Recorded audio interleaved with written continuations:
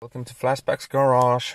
Let's check out the problems I have with this car, and let's start by starting the car, and it's checking, and it gives the service car indication, and also it leaves the emissions faulty indicator on. And let's start the car, and maybe we'll get a good punch when this beast starts. So let's try. Not today, but sometimes you'll get that very rough start, and the car even shakes when you start it. So yeah, so there's that. And the other one is this shifter, and when I start to lift the clutch, you can see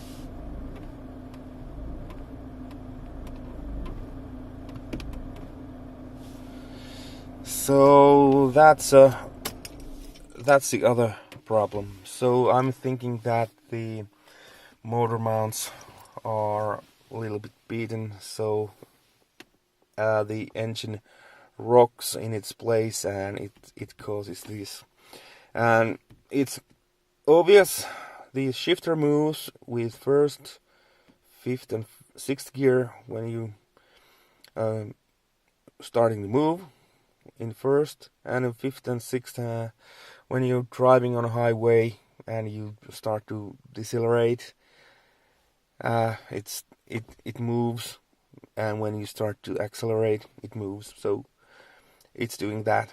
In second gear, basically you can't feel it, but in the fourth gear and third gear, you can feel it. You can see it on a shifter, but when you're driving and your feet is towards the floor of the car, you can feel it, that little kind of a clunk there. Sophisticated clunk, I would say. I can't say any better way that. So there is something wrong, and hopefully those motor mounts will fix this one. Because I'm a little worried that if I leave that be, it will get worse, and in some point it might even pop the first gear when you try to move. It punched the shifter to neutral, so I don't want that to happen. It's possible, because, for example, my cousin is a mechanic, so he said that he had one car which had these motor mounts broken, very loose, very worn.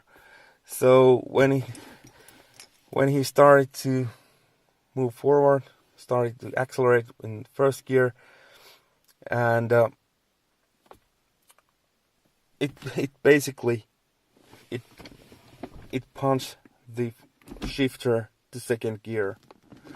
So that's pretty awesome. Not, but that happens. So I'm changing the motor mounts. But the fault light, this is, for me, this is the problem that I need to fix fast. And the history of this fault is it began in last winter, when outside there was minus 25 degrees Celsius. And I went to this parking hall, which is underground, and there's probably 10 to 15 plus degrees Celsius. So the car sat in there about 4 hours or so. When I was going out of the parking hall, and there's this slope hill that you climb, the car went to the limp mode. It gave that inspect car notice there, and it went to the limp mode, and I struggled to get up that hill. When I got out, I stopped the car, stopped the engine, waited a few seconds, started again, and the car started working again for a while. At that trip, I was accelerating to the highway, and it went to the limp mode again. And after that incident, I went to the Opel dealership, and they checked the car. They said that there's some tubes that go to the manifold or somewhere.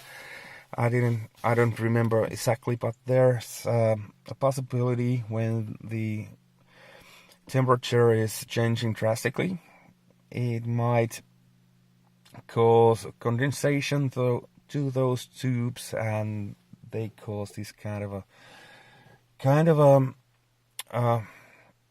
errors of problems. So they cleaned those. They checked the EGR, which was working, and the mass airflow sensor had an error code. It gave too low airflow to the engine. Basically, that was it. And also they changed the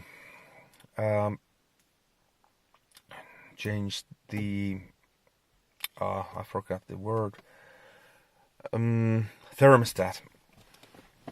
So they changed that and tried again. EGR was working. The MAF was giving too low airflow to the engine. They tried to change the new mass airflow sensor, but it was the same. So we decided that okay, it's working. It's a little bit lame. The car is a little bit lame, but it's working. It would cost me quite a bit money to find out the cause. So I was like, well, it's working, but if he does it again, then I need to do something. So it worked well to June, July. It gave that limp mode for a few seconds, and it started doing that occasionally. And last week or two, it has been almost every time when I go to the highway, and when I start to accelerate on fifth or sixth gear, and the rounds per minute go to 1500 or so. When the turbo really starts to build up the pressure, it gives the inspect car or service the car indication, and it's a little bit like limp mode for 2, 3, 4, 5 seconds, and then it starts to work normally. So I checked the internet, and many people have had problems with these Insignias with the intercooler lower hose, and there's this clamp. It's a halogen or what that special clamp there, and it might cause the air leak, or even the hose itself has ruptured and causing the leakage there. And the symptoms are just like they say in the internet. And so I ordered a new MAF sensor, and also a new hose for the intercooler, and hopefully those two will fix this problem. And while I'm working, I might even clean the EGR and the intake manifold, because that EGR is devil's creation for a diesel engine. I don't understand why they put that in the car. So it's so messy. So I might clean the EGR too while I'm doing it, and hopefully I get this problem fixed. So this long explanation what I have. Problems.